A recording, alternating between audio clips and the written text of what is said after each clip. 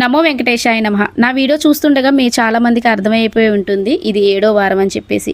నా 6 వారాల ప్రయాణాన్ని కూడా మీ అందరూ చాలా బాగా ఆదరించారండి. ప్రతి వీడియో కూడా మంచి రెస్పాన్స్ అయితే వచ్చింది. పేరు పేరున అందరికీ చాలా థ్యాంక్స్ అండి. చిన్న చిన్న కామెంట్లకి మంచిగా నేను రిప్లై ఇచ్చానో లేదో కూడా మీరే తెలియచేయాలి. నాకు తెలుసున్నవి కూడా నేను మీతో షేర్ చేసుకున్నాను. శనివారంతో 7వ వారం అనమాట. 7 వారాలు మంచిగా కంప్లీట్ అయ్యాయండి. ఎటువంటి ఆటంకం అయితే స్వామివారి దయ వల్ల రాలేదు. ఇలా ఎందుకంటున్నానంటే నాతో పాటు మా ఫ్రెండ్స్ కూడా జాయిన్ అయ్యారండి. 7 వారాలు చేద్దామని మొత్తం అందరం కూడా ఒకేసారి స్టార్ట్ అయ్యామన్నమాట. అక్కడ 2 వారాలు అయితే మిస్ అయ్యారు.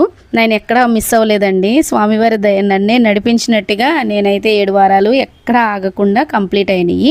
6:30కి మేము క్యూలో నుంచున్నామండి. 9:30కి స్వామివారి దర్శనం చాలా అంటే చాలా బాగా జరిగింది.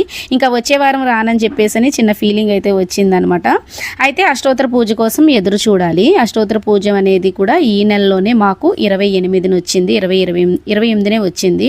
ఆ రోజైతే మార్నింగ్ 8 o'clockలో మేము అక్కడ ఉండాలన్నమాట.